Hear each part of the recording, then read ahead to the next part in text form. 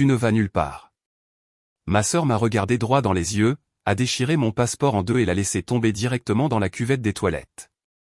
Alors que l'eau emportait mes 5500 € et ma liberté dans les canalisations, elle a eu un petit sourire en coin et a dit « Maintenant, tu es obligé de rester pour garder mon fils. » J'ai regardé mes parents, attendant qu'ils crient, qu'ils l'arrêtent, qu'ils fassent quelque chose.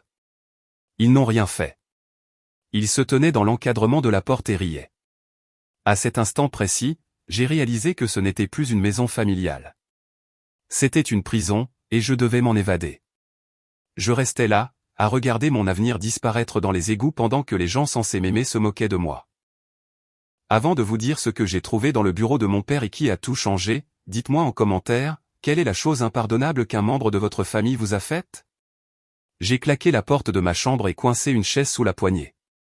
Mes mains tremblaient tellement que je pouvais à peine fermer ma valise. Je n'ai pas pleuré. Je ne me suis pas effondré.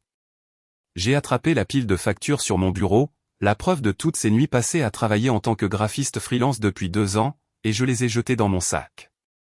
Je m'appelle Chloé. J'ai 24 ans et, depuis ma majorité, je suis la banque de la famille. J'ai regardé le tableau Excel scotché à mon mur. 6 000 €. C'était le chiffre. C'était le fonds pour mon voyage en Italie. Ce n'était pas de l'argent de poche. C'était des milliers de logos conçus à 3 heures du matin. Des milliers de déjeuners sautés. Des milliers de fois où j'ai dit non à mes amis pour pouvoir dire oui à ce rêve unique. Et en moins de 10 secondes, Aurélie avait tout gâché. Mais alors que je balayais mes vêtements dans la valise, le vrai chiffre a clignoté dans mon esprit. 15 000 €. C'était le total des prêts que j'avais accordés à Aurélie au fil des ans. L'argent du loyer en urgence, des réparations de voitures qui n'ont jamais eu lieu. Des prêts qui se transformaient en dons dès que le virement passait. Et puis il y a eu la semaine dernière. Le souvenir m'a frappé, net et froid. Aurélie m'avait coincé dans la cuisine, les yeux brillants de cette douceur prédatrice. Elle ne m'avait pas demandé de garder son fils, Léo. Elle m'avait demandé 6 000 €. Elle voulait une abdominoplastie, une chirurgie esthétique qu'elle prétendait mériter pour avoir donné naissance à un petit enfant. Quand je lui ai dit que cet argent était pour mon voyage, pour ma vie, son visage ne s'est pas décomposé. Il s'est durci. C'est à ce moment-là que j'ai enfin compris la logique d'une narcissique. Pour Aurélie, mes économies n'étaient pas ma propriété. C'était une ressource qu'elle n'avait pas encore exploitée. Et mon refus n'était pas juste un non. C'était un vol. Dans sa comptabilité tordue, ma réussite était une insulte directe à ses difficultés. Elle n'a pas détruit mon passeport parce qu'elle avait besoin d'une babysitter. Elle l'a détruit pour équilibrer l'équation. Si elle ne pouvait pas avoir l'argent, je ne pouvais pas avoir la joie. Elle avait besoin de me ramener à zéro. Pour s'assurer que la petite sœur reste petite. J'ai fermé ma valise d'un coup sec. Il pensait que c'était à propos de vacances. Il pensait que je faisais un caprice pour un vol raté. Il ne réalisait pas que la coupe était pleine.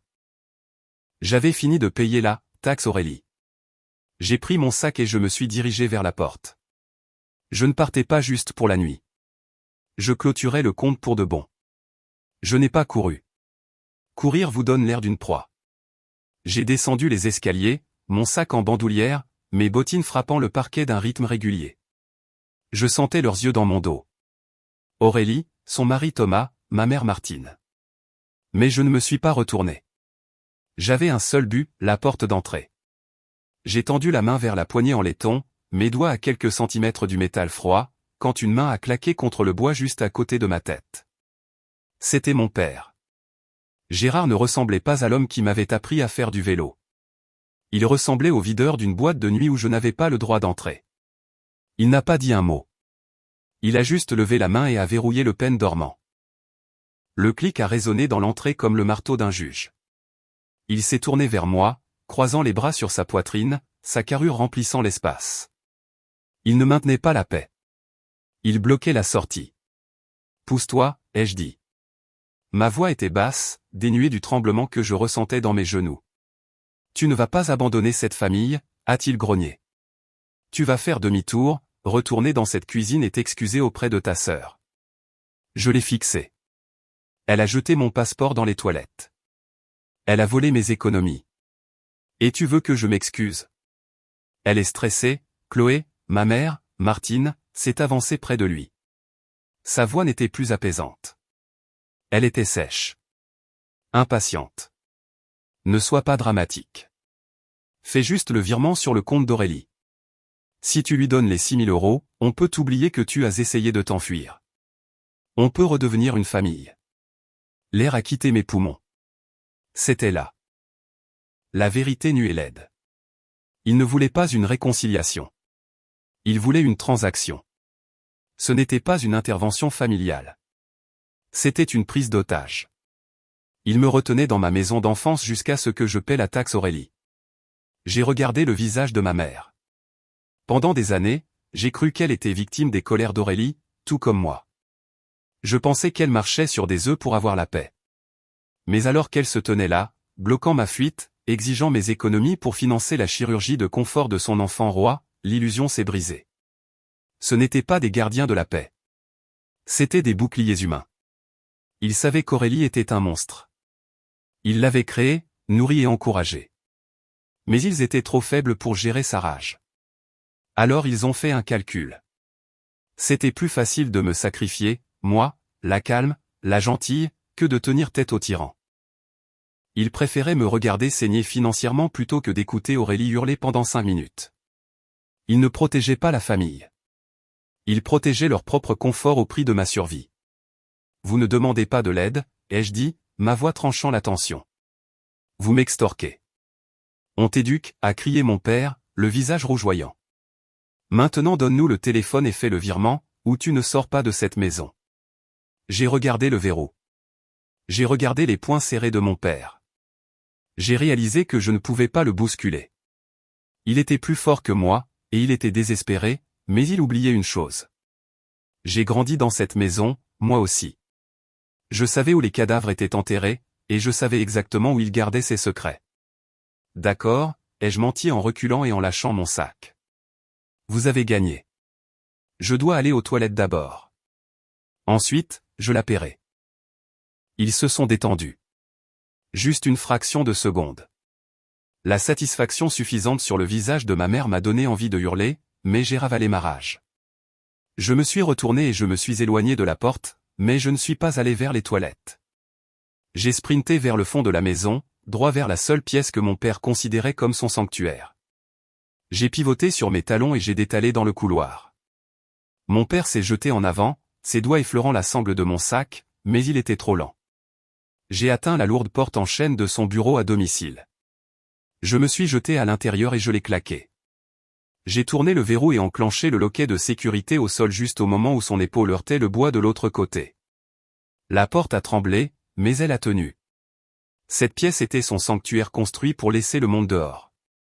Maintenant, elle le laissait dehors, lui. Ouvre cette porte, Chloé, a hurlé Gérard, martelant le bois avec une violence rythmique et terrifiante. Tu aggraves les choses. Tu es en train de détruire cette famille. Je n'ai pas répondu. Je n'ai pas gaspillé mon souffle à crier en retour. J'ai laissé tomber mon sac et je me suis glissé dans le fauteuil en cuir derrière son énorme bureau en acajou. Mes mains étaient stables maintenant. La peur s'était évaporée, remplacée par une clarté froide et vibrante. Je n'étais plus la fille. J'étais l'auditrice. J'ai réveillé l'écran de l'ordinateur. Il s'est allumé, exigeant un mot de passe. Je l'ai tapé sans hésitation. La date d'anniversaire de ma mère, suivie de son numéro de maillot de foot préféré. Il ne l'avait jamais changé depuis que j'avais installé le système pour lui il y a 5 ans. Accès autorisé. Pendant qu'il criait et donnait des coups de pied dans la porte, faisant vibrer le parquet sous mes pieds, j'ai navigué directement vers le cloud familial. Je ne cherchais pas juste une sortie. Je cherchais les munitions que je savais enterrer ici. Mon père était un accumulateur de documents numériques. Il gardait des traces de tout. Convaincu qu'il était le maître de son domaine. D'abord, le système de sécurité.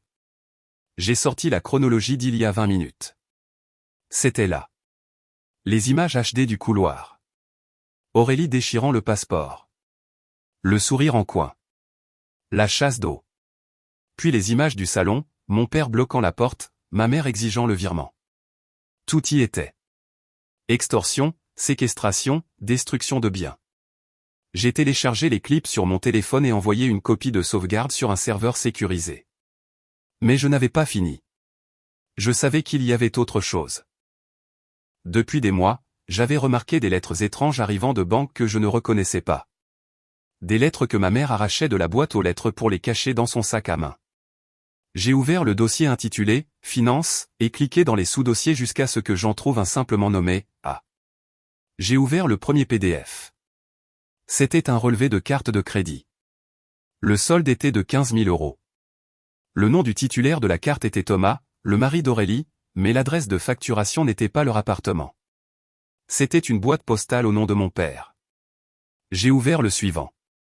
Une autre carte. 12 000 €. Une autre, 18 000 €. La dette totale était de près de 45 000 €.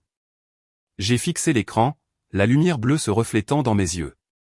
Ce n'était pas juste Aurélie qui gérait mal son argent. C'était de l'usurpation d'identité.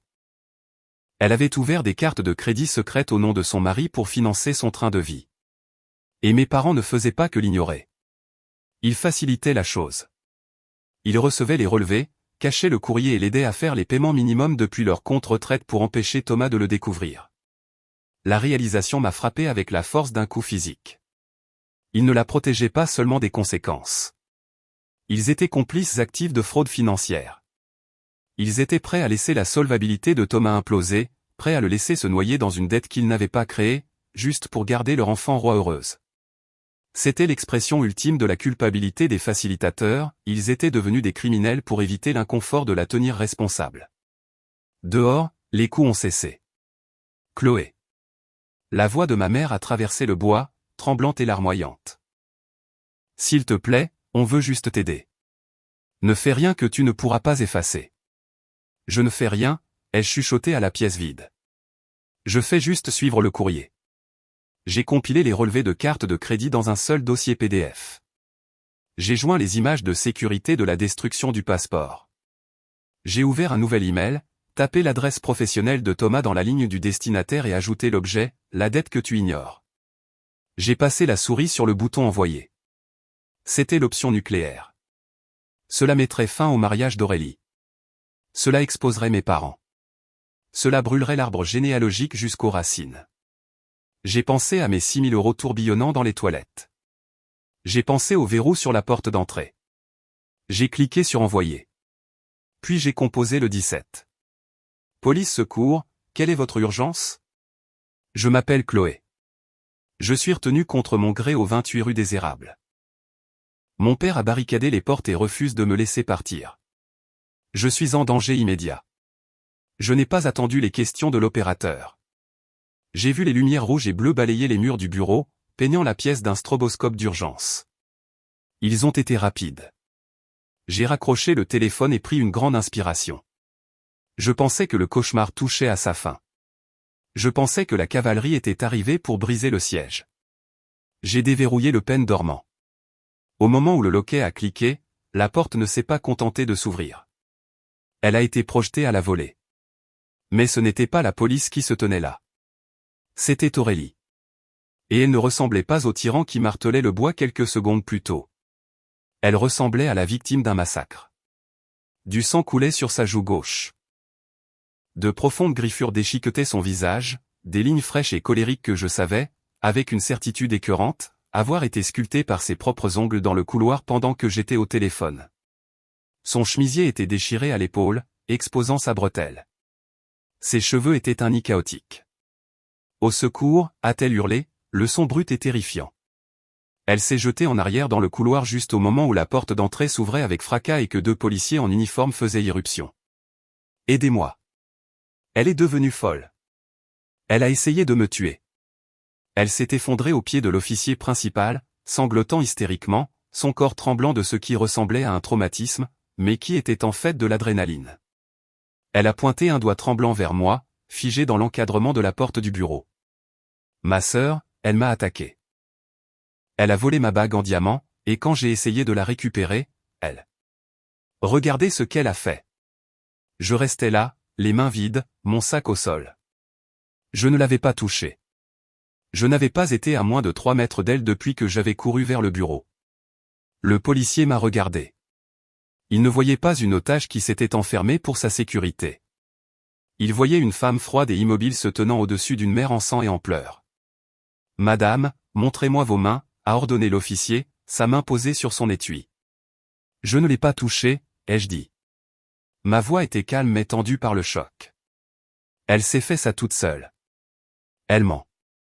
Elle ne ment pas. Le gémissement de ma mère a percé l'air. Martine s'est précipitée depuis la cuisine, tombant à genoux pour passer ses bras autour d'Aurélie, berçant le monstre qu'elle avait créé. Elle a levé les yeux vers l'officier avec des larmes aux yeux, des larmes pour la mauvaise fille. Chloé a juste craqué. Monsieur l'agent, elle est instable depuis des semaines. Elle nous réclamait de l'argent, et quand on a dit non, elle a juste. Elle a perdu la tête. On a essayé de la garder dans le bureau pour la calmer jusqu'à votre arrivée. J'ai regardé mon père. Gérard se tenait près de la porte, le visage masqué par un regret douloureux. Il a hoché la tête lentement. C'est vrai. Nous essayions de la protéger d'elle-même. Nous ne voulions pas vous appeler. Mais elle est devenue violente. C'était une masterclass en trahison. Il ne faisait pas que mentir. Il réécrivait la réalité en temps réel. Ils étaient prêts à m'envoyer en prison, à me donner un casier judiciaire, à détruire tout mon avenir juste pour protéger Aurélie des conséquences de ses propres crises. Ils avaient choisi leur camp. Et ce n'était pas le camp de la vérité. C'était le camp de la moindre résistance. Le policier m'a fait pivoter. Le métal froid a mordu mes poignets. Vous êtes en état d'arrestation pour violence volontaire. J'ai senti les menottes se fermer. Le son était définitif, étouffant. Leur poids physique tirait mes bras vers le bas, ramenant mes épaules en avant. J'étais arrêté dans la maison où j'avais grandi. Piégé par les gens qui m'avaient élevé. Vous avez le droit de garder le silence, a récité l'officier en me poussant vers la porte.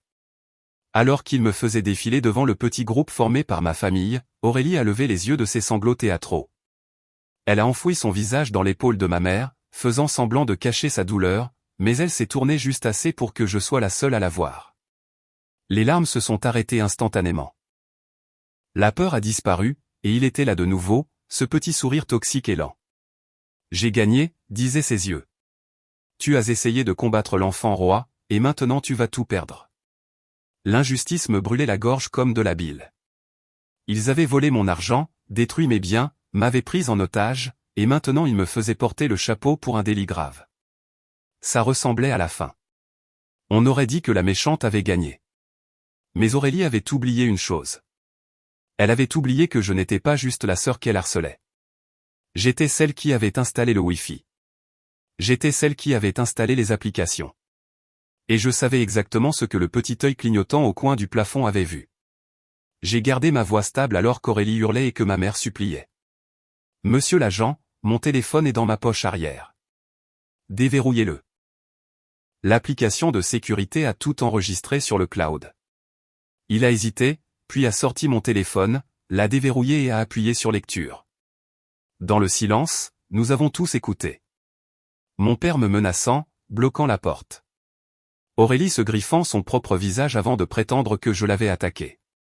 L'officier m'a retiré les menottes et s'est tourné vers elle. Aurélie a poussé un cri perçant. La vidéo ne mentait pas, et il l'a arrêtée pour dénonciation calomnieuse et destruction de biens. C'est à ce moment-là que Thomas est arrivé en trombe, non pas pour la sauver, mais pour confronter mon père avec la preuve qu'elle avait volé son identité et ouvert des cartes de crédit en son nom. Il a dit à Gérard qu'il portait plainte, qu'il prenait Léo et qu'il demandait le divorce. Mes parents m'ont regardé, furieux et impuissant.